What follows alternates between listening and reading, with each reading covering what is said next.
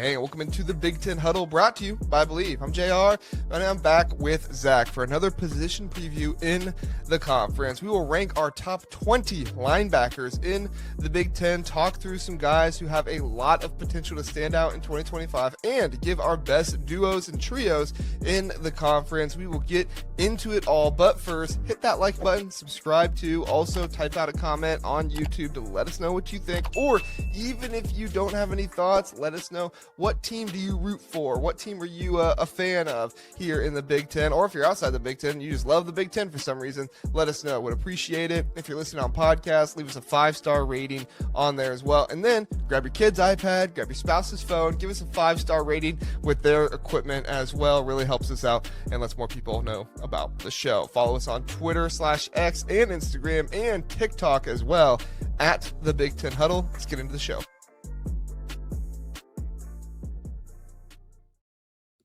Back at it again. Great episode by Juck. If you did not get a chance to listen to it, we had a June recap on the podcast version. Please do go listen to it. It was fantastic. Juck did a great job. Now we have linebackers to talk about, though, Zach, and I have him here next to me. Zach and I are pretty similar in some areas, but we are not very similar in other areas. Zach, let's talk through your question that you started there from Philip first, and then we'll get into the linebackers here. Yeah, so I'll bring it up here on the screen. Philip asked, "Where does Ferentz rank all time in Big Ten coach history?" Which it's coming from the last episode if you're listening on podcast, and I think it's the reason why. I think he's asking is because I think we have a lot of questions about Ferentz and what he's capable of now. The reason why I started is I think there should be an episode here in the near future. Not that I'm the host of this show, but if I could appeal to you and maybe tantalize our listeners and viewers of a episode where we discuss the top 10 Big Ten coaches of all time. I think that would be an interesting episode. I think it would make people very mad, and I think that we would get a lot of hate, and that's okay. But I mean, I'm also one of those people that I look at the Big Ten, and I don't give guys like Kirk Ferentz as much credit for winning a bunch of games and playing, 250 games, over 300 games in his career. I mean, he has coached for the second most games in conference history, and he has the second most wins overall in conference history. If you're coaching, actually it's the most games because the only other guy is Amos Alonzo Stagg from Chicago, and that was in the 1800s. So sorry, I'm not going to count the 1800 wins there. So Kirk Ferentz he has coached the most games in modern Big Ten history, and he has the second most wins behind Woody Hayes. I mean, I'm not trying to show my entire hand here for it, but I look at it and I just feel like I'm not going to put him number one, and I think that's what some people are expecting. That, he has the second most wins. He's going to get the most wins this season. I'm not going to put him number one. Is he top 5, top 10? Yes. Longevity does mean something, but longevity is not everything. Well, and I think this is, and listen, I had an Iowa fan tell me I need to get a new hobby with the tight end rankings last week. By the way, that doesn't endear us to you in Iowa. Just because we don't agree on how high we should rank your tight ends doesn't mean you should come after us and tell us stuff like that. Here's the reality with Iowa. Chuck nailed it last episode, or if you were listening earlier. Iowa has decided to be stubborn in their approach. And that is because of Kirk Ferentz. And he has been stubborn in several ways. And granted, he's had a really good run. I think if you want to look at runs that Iowa has had, I think you can make an argument that their run from 2002 to 2004 is one of the greatest 3 years for a Big Ten coach in history, because of the fact that it was Iowa and because they were ranked in the top 8 3 straight years. and they beat 2 SEC teams in bowl games, and they had a Heisman finalist, and they won a share of the Big Ten 2 out of the 3 of those seasons. Like, I think you can make that argument. But if you're going to tell me, well, they won 10 games in 2021 and 2023 in a watered down Big Ten West and then got slaughtered by Michigan, like, listen, I'm sorry. That's not impressive. Not when the West was as bad as it was 3 years ago or 4 years ago and 2 years ago. Like, Iowa's got to do better. And to your point, I am concerned about Iowa moving forward. Maybe Ferentz will prove me wrong. But like I said, I saw a lot of missed tackles a year ago. That was uncharacteristic of Iowa. And I get the offense stinks, but it's always stunk. And they had a back who was one of the best backs in the country a year ago. Like, you can't just say, well, the offense stinks. Like, the defense showed some weakness last year too. Yeah, I mean, the defense not single-handedly. The defense was a major reason why they lost to Michigan State and UCLA last year. 2 teams that they should have beat. Now, I believe it was against UCLA where Jackson Stratton came in, but that was still a situation where sorry about that. That was still a situation where I felt like they should have won that game and came out on top there.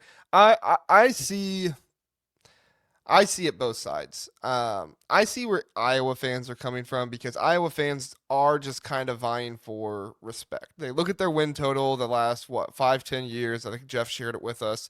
They do have the 3rd most conference wins in the past 5 or 10 years. And I do think there's something to that. Some people write that off and say they were in the Big Ten West. It doesn't matter. I think there's something to you played a small number of teams regularly and they kind of figured you out there for a little bit, and then you were able to play some really good ball and still make it to the Big Ten championship a number of times, I think twice there after COVID. So I do think they deserve some credit there, but for me, it's hard to give them too much credit because last year was a really important year for a number of teams, and it kind of solidified some of my thought process about them and about their coach and their program overall. One of them being Maryland. Maryland was a team last year that they had 5 draft picks on their team and they only won 1 conference game. You know,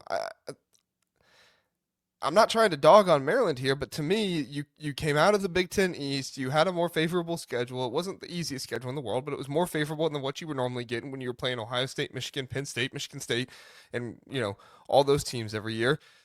You had a better opportunity there, and you still only won 1 conference game. Even though I understand where Maryland is coming at with a younger team this year, I still think Mike Locksley has to go out and he has to win at least 2 or 3 Big Ten games this year. And that should not be super hard for Maryland with the type of talent they have around them. And that's either on Mike Locksley or that's on the administration, one of the two, because they're not investing enough in the program to get those guys there. So something's going on there. We can't just act like Maryland is completely okay.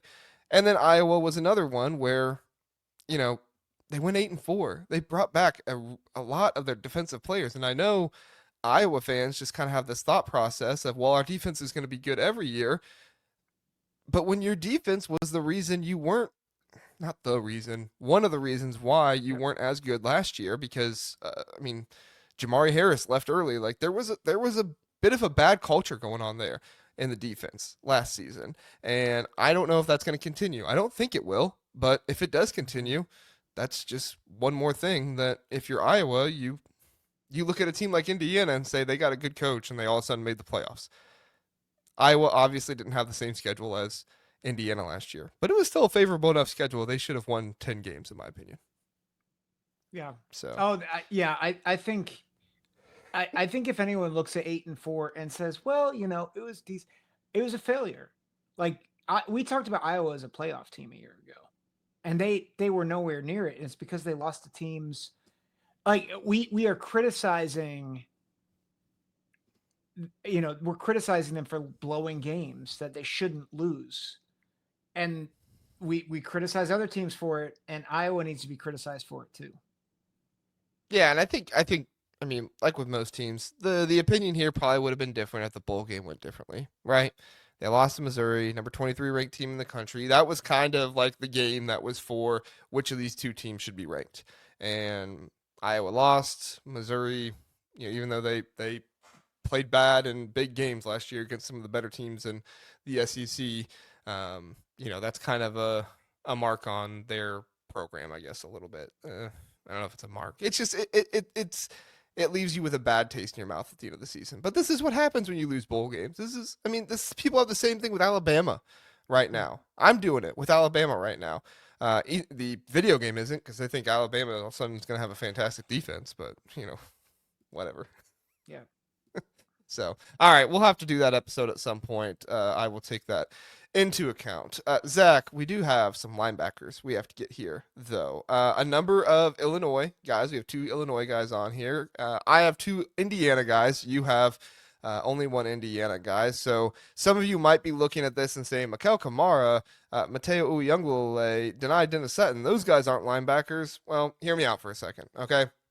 We did our defensive line rooms, and there are certain guys when it comes to being edge players who they're kind of both, right? Like Matayo Uiagalelei is technically listed as a linebacker on Oregon's site. I would say he's much more of a defensive lineman than a linebacker, but Oregon has him listed as a linebacker. So I included some of these guys. Zach did not. Zach did not include Mikail Kamara or Dani Dennis-Sutton or Matayo Uiagalelei.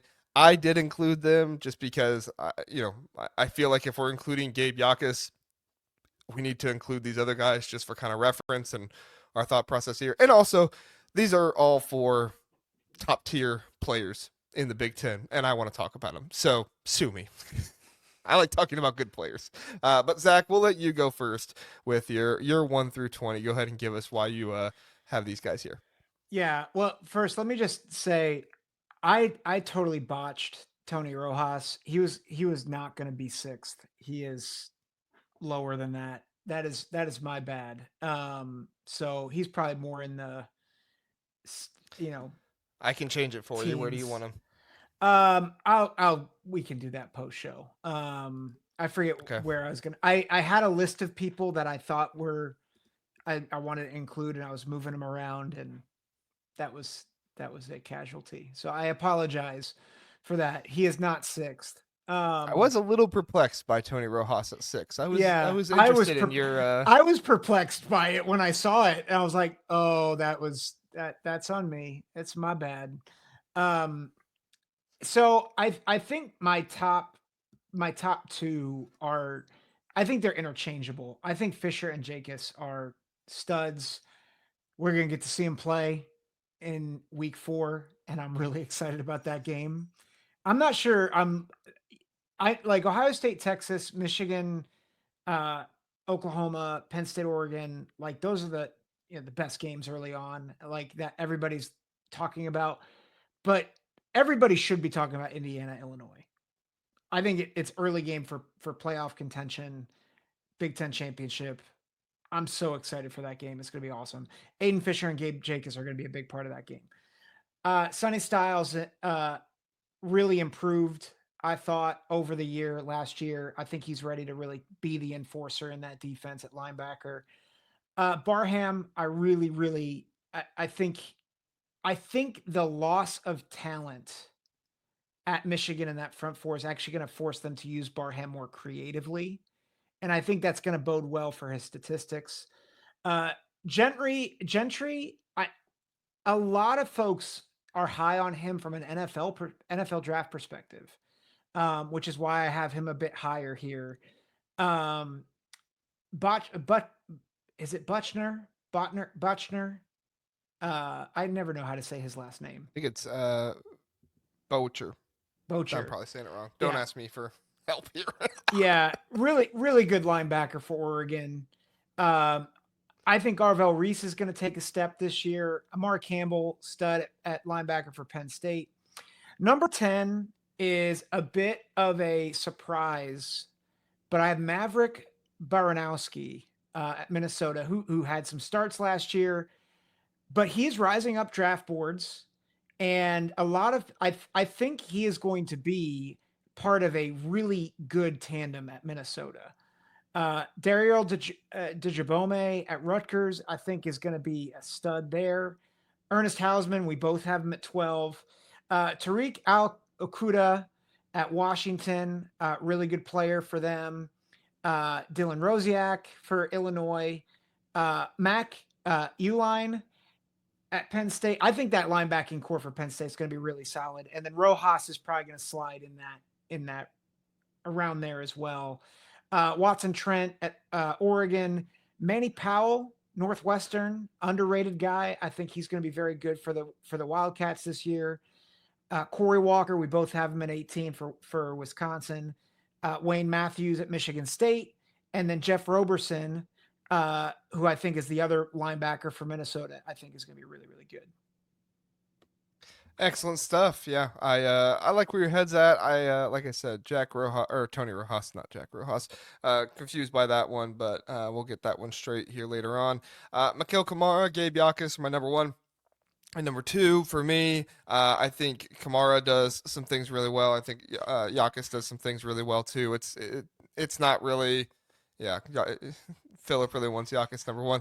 Honestly, if Kamara wasn't there, he would be, right. But I think Kamara was just much more of a fierce pass rusher last year, and if Jacas probably would have played better in the Oregon and Penn State games, not that he was bad, I probably would have put him over Kamara because Kamara did not play well against Ohio State.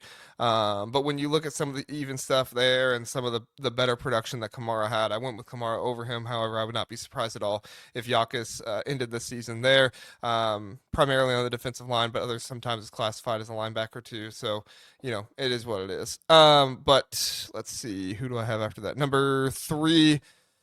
Well, I guess the other thing I should say about Jacas is Jacas could be a second rounder next year in the NFL draft. And if he's able to do that, that's going to be a whole lot of really good notoriety for Illinois. That's going to be interesting for them. Aiden Fisher, Indiana transfer from James Madison a couple years ago. Really good tackler. He complements Kamara and his dynamic play really well. He leads the returning players in the Big Ten in tackles. Of all these returning linebackers in the Big Ten, he has the most tackles in the last 2 seasons of all their seasons. So he's just a tackling machine. He's a fantastic guy. I really can't argue with him at you having him at number one, Zach. I think it's kind of whatever flavor you want. Like, he doesn't have as many sacks, but he's also not asked to do that as often. So that's kind of the thing there. It's comparing an interior linebacker to an outside linebacker, and that's rather difficult to do. If we had more weeks, we probably would have done interior linebacker rankings and outside linebacker rankings. But if we're just doing interior linebacker rankings, I would have had Aiden Fisher number one. Number four, I had Matayo Uiagalelei. He's an athletic hybrid edge he's very, very disruptive. He's phenomenal pass rusher, arguably the best pass rusher in the Big Ten. I don't think he is, but he's arguably that. But he does need to improve his run defense and his tackling there. Number five, my personal favorite, Sonny Styles. I love his athleticism. He's a physical freak. He excels so much in every aspect of the game, but he doesn't really have like a star trait, and I think that's what's holding him back. He needs that like star, thing that he does better than anybody else. He doesn't have that yet. He's going to need to develop it. I could see him being a more utilized pass rusher this season because he did have a very high success rate when he did pass rush. He just didn't do it super often. So, but he does need to improve as a, I shouldn't say he needs to improve. He's good at everything he does. He just doesn't have anything that's super great yet. So, Bryce Boettcher, relentless energy, consistent playmaker, really good tackler, gets around the field, and honestly, how can you not love the neck roll that he wears? I mean, anybody who wears a neck roll nowadays, old school. Give it to me. Old school. I love it. Dani Dennis-Sutton, really good player.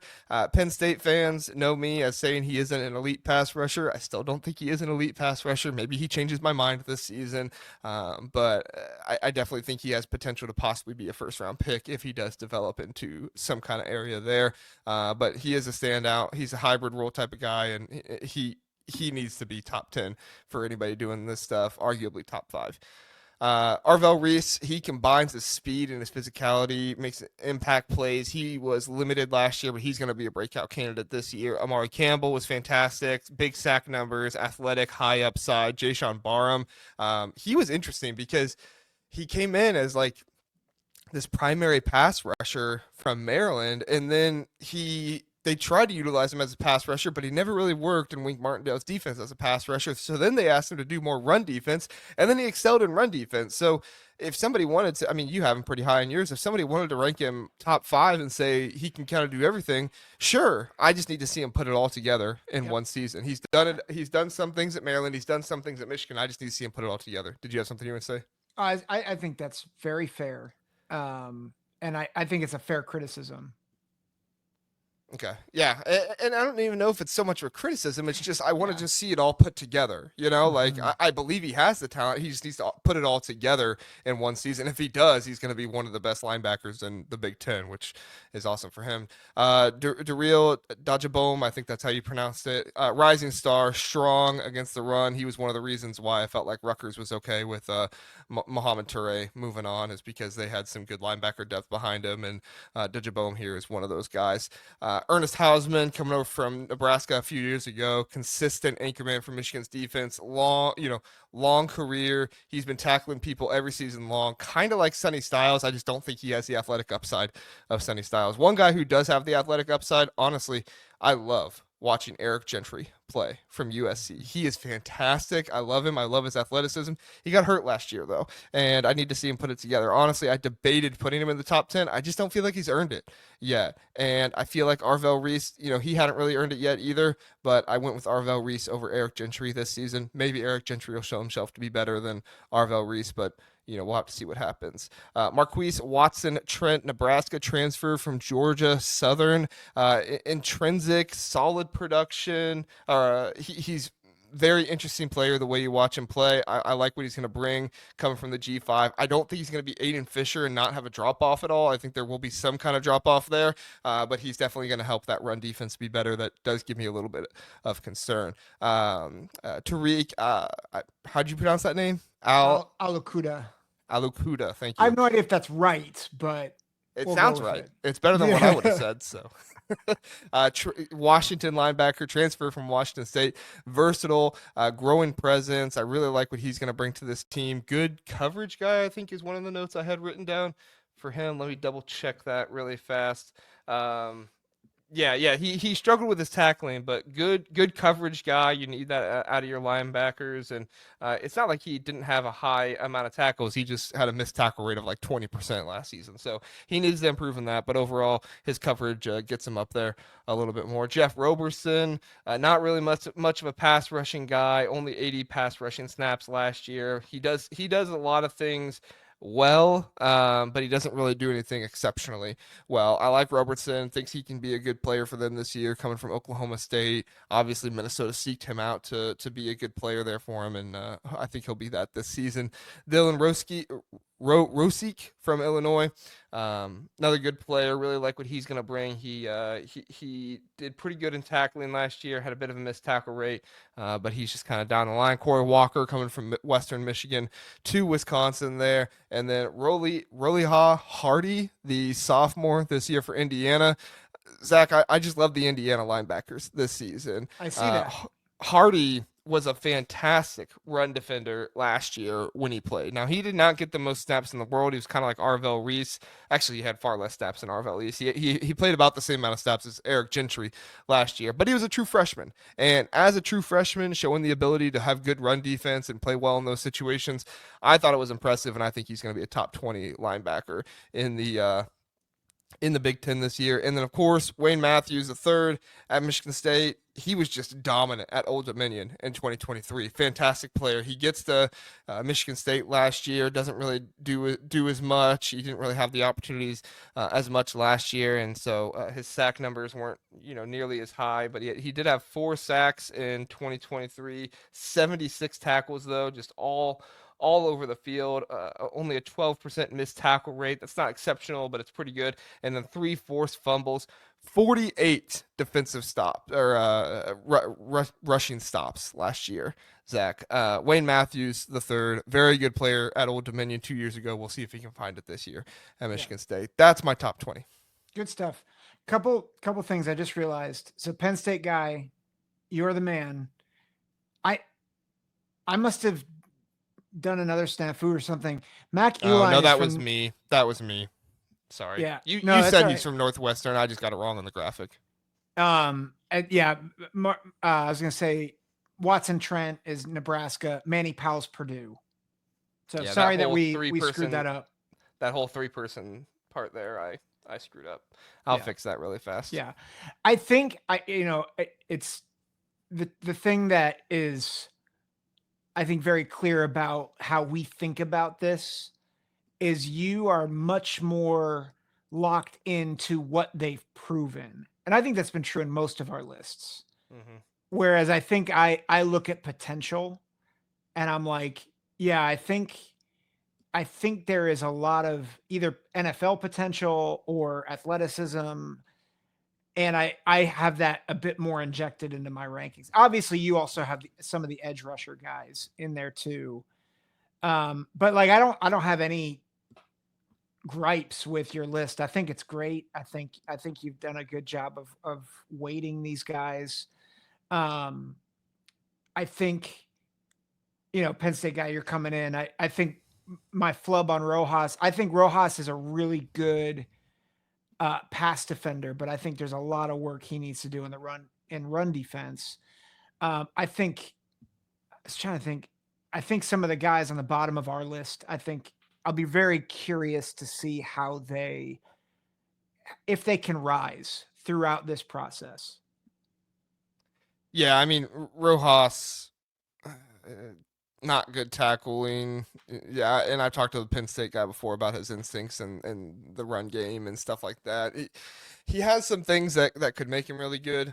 He just needs to put it all together. And honestly, I mean, you're nothing as a linebacker if you don't have instincts. So, Yeah.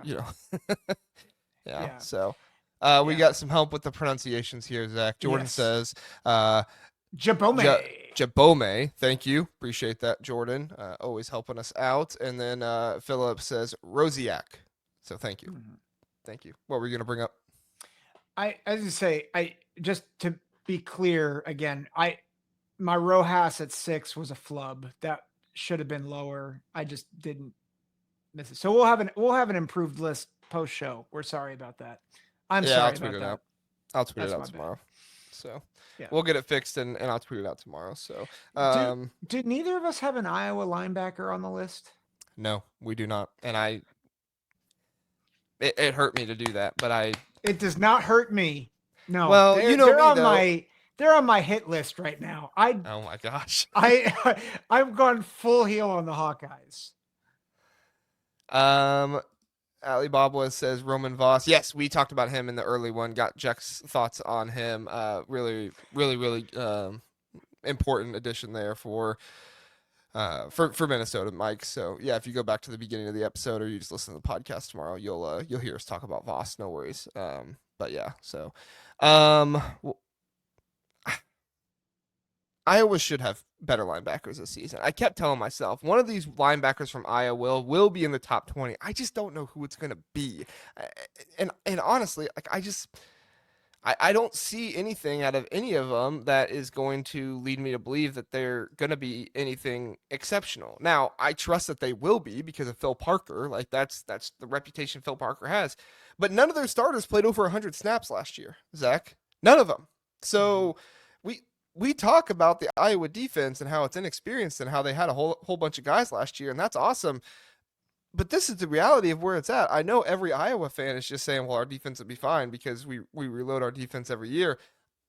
I trust it'll be fine. I just don't know where it's going to be, where you're going to find Nick Jackson or linebacker last year. Why am I forgetting?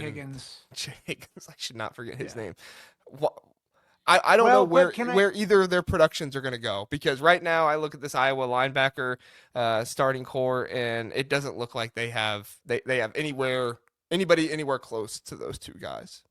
Well, I think if I can be frank, and I'm going to tick off Iowa fans, but listen, it's kind of on point for you to forget Jay Higgins' name because he was a bit forgettable last year, which is scary when he was supposed to be a really hyped, talented linebacker. He wasn't even drafted, right? I don't think he got drafted. I don't think Jay Higgins or Nick Singleton. Nick Jackson. Yeah. Nick Singleton will be drafted. Don't worry, Penn State Yes. fans. Don't Yes. come at me. We don't need both Penn State fans and Iowa fans coming at us. Yeah. But that's my concern with Iowa this upcoming year is I've always been confident in Iowa's defense until last year because they failed them. And I'm with you on this. I have no confidence right now. Now, I'm sure that a linebacker for Iowa or several linebackers could prove themselves, but I don't have any confidence in them right now. And Philip, maybe it is my goal to tick off Iowa fans, but I think Iowa is in for a hard reality come September. Well, this is just a lesson that fans will need to learn: is don't insult Zach on social media, and he won't come after you the entire next episode. So, no, I hear what you're saying. It is hard to just act like, everything will be fine next year, but it has always been good. Like, and even though I hear what you're saying about Iowa linebackers last year and how they weren't as good and they needed to be better, I felt like the secondary was more of the issue with the tackling last year that really failed them, and I felt like they failed them those 2 games. I don't think the defense was necessarily bad all season long. It was just those 2 games and really the second half against Ohio State where they just didn't have any answer and they weren't tackling nearly well enough. And also the third string quarterback hurts as well. So we're just going to have to see this season with Iowa. Iowa is going to kind of make or break themselves this season. And if they go 8-4, God bless them. But that's just probably what that program is going to be to me from now on. If they go 8-4, they're the 8-4 Hawkeyes. Yeah. Not yet. Just if they do it. Don't come after me, Iowa fans. My concern is I think Caleb Johnson covered up a lot of holes. Yeah, but that offensive line's still really good. Agreed. He covered up the quarterback position last year with how terrible Cade McNamara was. The problem was their best quarterback they only got for a few games. Yeah. I mean, we were preaching it all season. Play Brendan Sullivan. Play Brendan Sullivan. And, when they finally did play him, he got hurt, unfortunately. Yeah. Part of the reason why I say Caleb Johnson, the offensive line's great. He was able to take the air out of the ball and preserve their defense a little bit too. So I think that's my... Well, and we have to remember too, Michigan State had a really good game plan against him. They just basically loaded the interior of that box, and they had really good prevention on the outside with their edge players and stuff when Caleb Johnson would try to bounce it out. They had a really good run defense set up last year for him. So it wasn't all Iowa defense, but that's what you get when you have Cade McNamara as your starting quarterback. Yeah. If you don't run game, sorry. Game's over. I can't stand Cade McNamara, man. Why didn't you play Brendan Sullivan? Play Brendan Sullivan. Everything would be so much better if Kirk Ferentz would have just played Brendan Sullivan. My gosh. We're asking Kirk Ferentz to do things when he employed Brian Ferentz as offensive coordinator for several years. Yeah. Yeah. That's everybody's favorite thing to bring up about Iowa. All right, let's go back to linebacker. I've gone full heel on Iowa, and I have no regrets. You have. Anything else linebacker ratings here that we want to bring up and talk about? Can I just say how fun it is that we're talking about Indiana and Illinois, and we look at both of our rankings. Indiana and Illinois are the top 2. That's exciting. I think that's so exciting for the conference. Yeah, it really is. It's a special time right now for those 2 programs. Maybe we'll get a retweet from Bert here. Maybe I'll put out the linebacker rankings. Maybe I'll just go ahead and put the 2 Illinois guys up in the top 5 as well. And Bert would give us a retweet then, right? Probably. I want to bring this up. Matt Anderson, I almost had Alliegro because he's also rising up draft boards, and Matt Anderson brings up a good point. Next NFL guy from Wisconsin. So I know we both have Corey Walker, but Alliegro is a guy we need to be watching out for sure. I mean, not trying to be rude here to Matthew, but what did he do last year? I watched Wisconsin all last season. Like, I don't. I'm not trying to say he was bad, but there wasn't really anything I saw from him that made me think that he's going to be better than Corey Walker or anything. I mean, he wasn't very good in coverage. PFF has him with a pretty good pass rushing grade, but he only had 2 sacks on last season. I mean, I'm trying to remember what I was reading up on him, because I think a lot of it had to do with, with what Matt's saying is NFL potential. Well, that's fine, but it's college football, not. I mean, if we go by NFL potential, Gabe Jacas isn't even a top 5 linebacker. Even though he's got 2nd, 3rd round potential. But Matthew says that's the problem. They didn't play him enough. Go ask every Badger fan. They would have said played last year. Trust me. Okay. Well, if he does it this year, he'll be in there. So, sure. Yeah, I'll be on the lookout for him, Matthew. Yeah.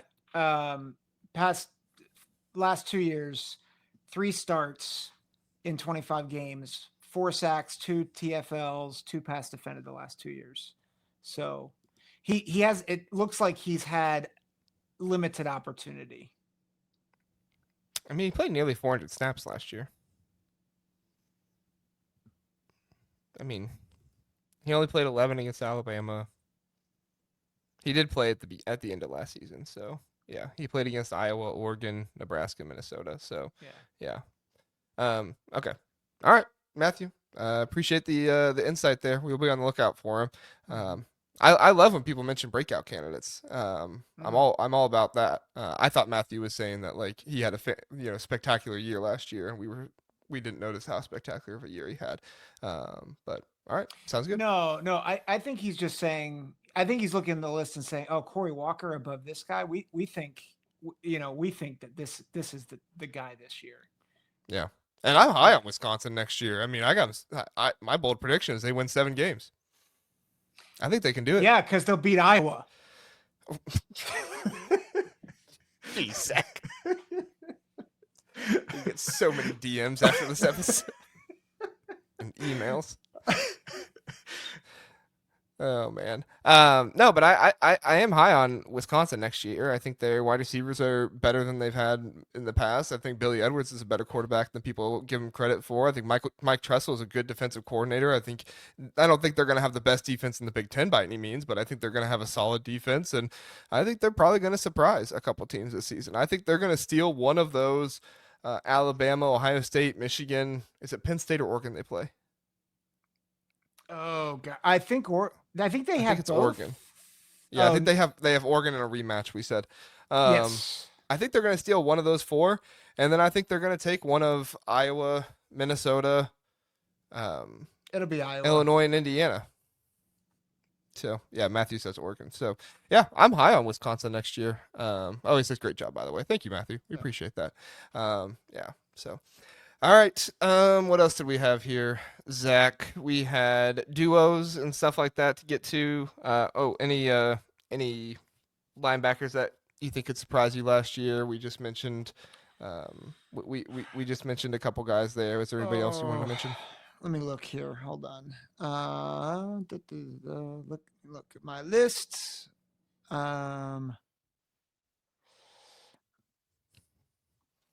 We mentioned Allegro. We mentioned Rojas is somebody that could be in the top 20. The Penn State guy says Dom DeLuca. I do like Dom DeLuca in some ways. I don't know if he's going to start next year. He might get some time with paired with Rojas there, so he'll get some snaps. But what was it? He was a really good run defender a couple years ago. I remember in 2023 he did some good things in the run defense. Kind of fell off a little bit this year. He was not nearly as good of a tackler this year.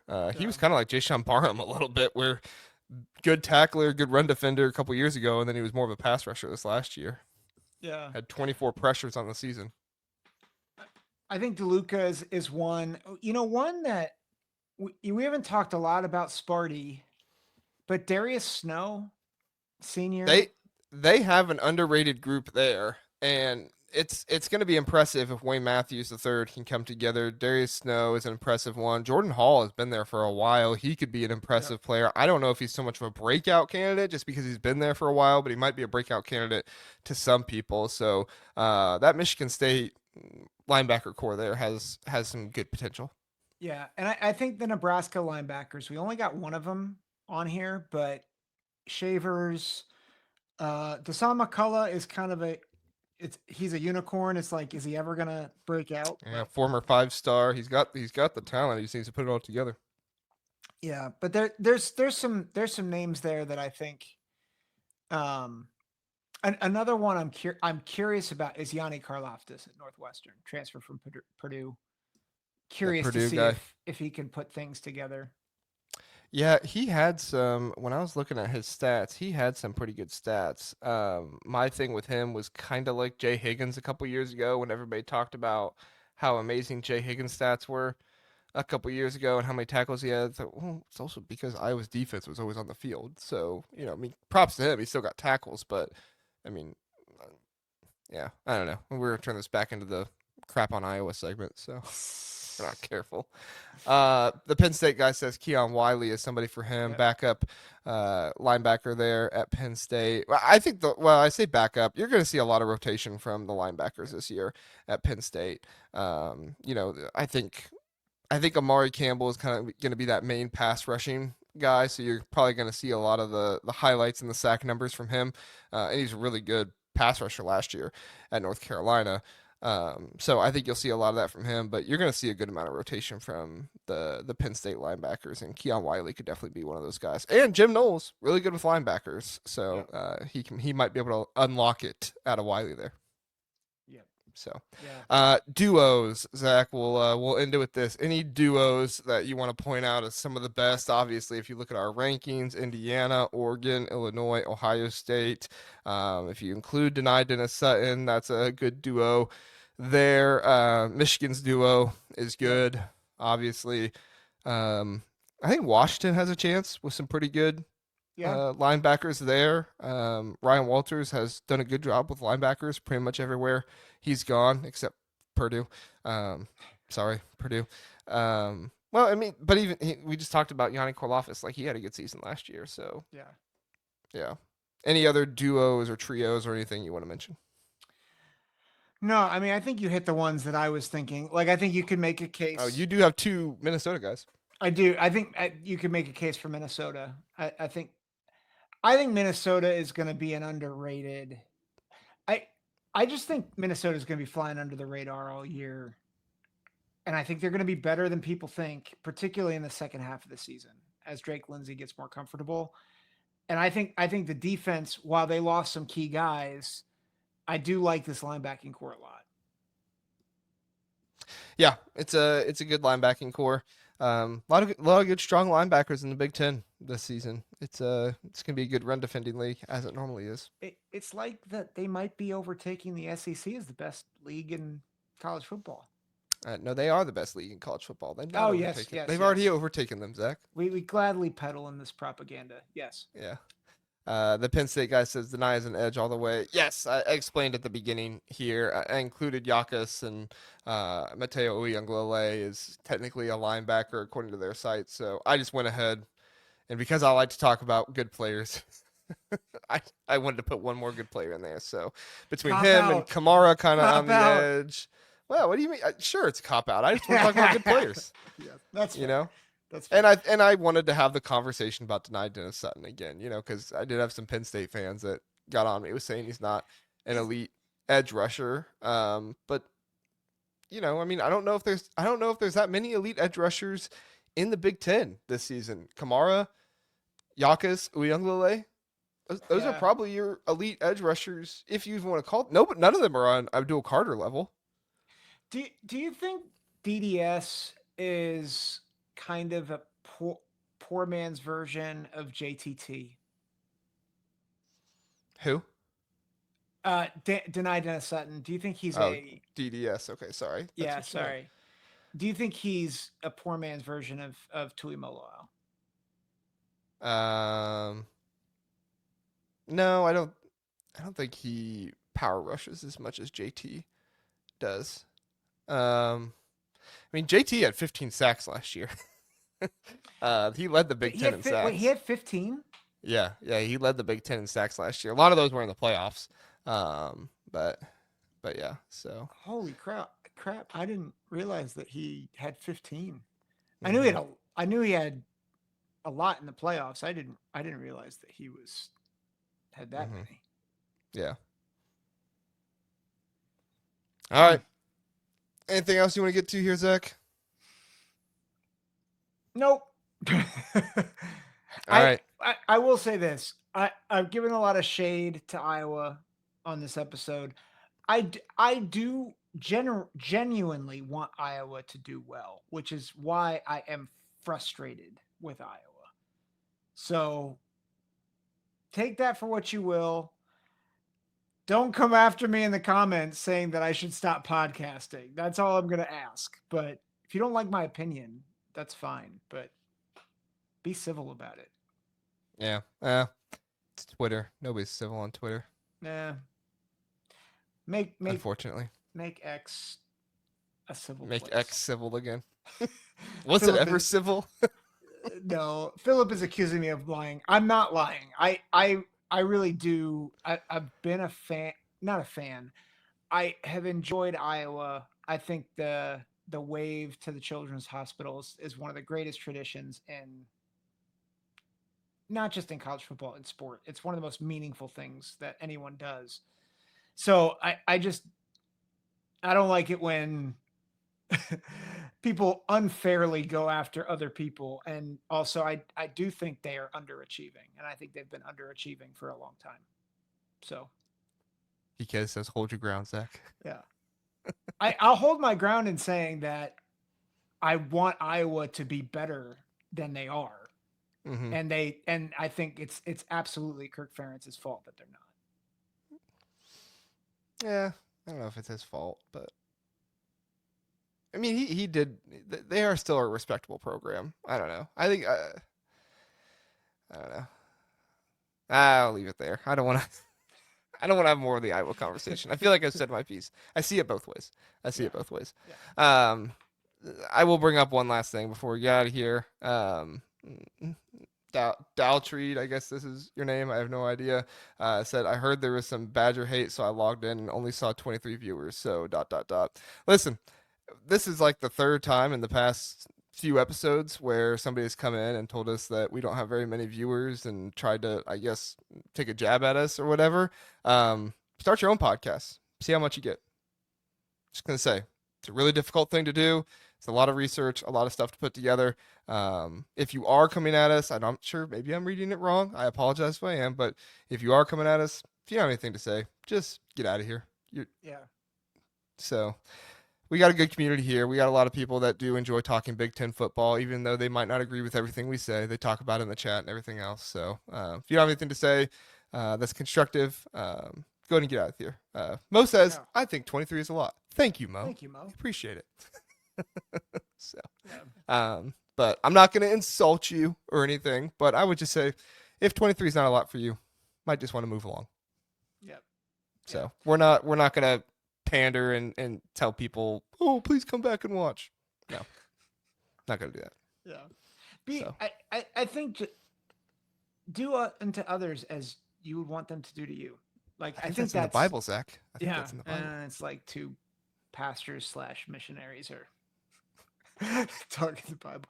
I just think though, like, and that's probably, I'm probably not handling the Iowa angst well, but I think that's the frustrating thing is, like, you know, we're people. And so maybe don't treat us like people, like we want to treat you like people. So, and by the way, most of you in the chat, great people. Yeah. So maybe he wasn't talking about it in a derogatory way. He says, "Nah, keep it going. You can't worry about one guy." Okay, all right. Amen. Like I said, I didn't know if Thanks. you were trying to come at us or not, but I've just seen a couple people do that lately. Troy did have a fantastic comment here. He says, heck, I got at least 23 voices in my head, so you got more like 46 voices. There we go. See, Troy's adding to the viewership single-handedly. Thank you, Troy. Philip, come on, man. Come on. Oh, ouch. I feel like I am not getting out of Philip's crosshairs until I buy something Illinois. I probably need to. Maybe for my birthday, I'll buy an Illinois shirt. You need an Illinois wall like Juck has an Ohio State wall. Yeah, I am. My hope is that in the next month, my office will transform and actually look respectable, like yours. So it's coming. I move slowly when it comes to anything housework related. I get that. Well, we won't call Kirk Ferentz for any memorabilia. I don't think he would give us any. So he'd probably just tell me to shut up. Yeah, not after this last episode. So sorry, Kirk. Sorry, Kirk. I'm not sorry. Yeah, I know you're not sorry. All right, we're gonna end this Iowa hate episode that was, labeled linebacker episode. So PK says you can add a background, so maybe you just make an Illinois background and add it then. There we go. Would that get me into your good graces, Philip? Would that help? I think it would. It would. All right, everybody. Hey, we appreciate you being here. We appreciate you listening and watching. A good amount of just shooting the breeze there to end the show. Join us on Thursday night. So just update. It will be a premiere Thursday night, and then it will be a premiere on Sunday night. I am going on vacation with the family, and I don't think I'll have time to do it live on Thursday. So Jeff and I are going to record beforehand. We'll do a premiere, and then Zach and I are going to record beforehand. So it won't be any like news and notes or anything on the Sunday episode. That'll be like floor and ceiling of every team in the Big Ten. And then I think we have secondaries we're going to talk about in that episode. So, and Jeff will do part 2 of his every Big Ten program, what they should strive for, what they should be like. We're starting to cater to the teams or the fans of teams that are in the chat those nights. So we have like 9 teams we're going to talk about. We can't talk about all of them in detail. So you want us to talk about your team in detail, come be in the chat, let us know you're there, and we'll talk about your team in detail. So thank you everybody for being here. We appreciate it. And thank you for the kind chats and everything. Yep. Zach, anything you want to get to before you get out of here? No, I love doing this, and you guys in the chat. And I know we had kind of like a fireside chat at the end, but we love doing this. So thanks for letting us be a part of your lives. We appreciate it. Well, we had a fireside chat about Iowa pretty much the entire time too. So. All right. I promise we're done talking about Iowa for a little bit. Thanks everybody. Have a good one.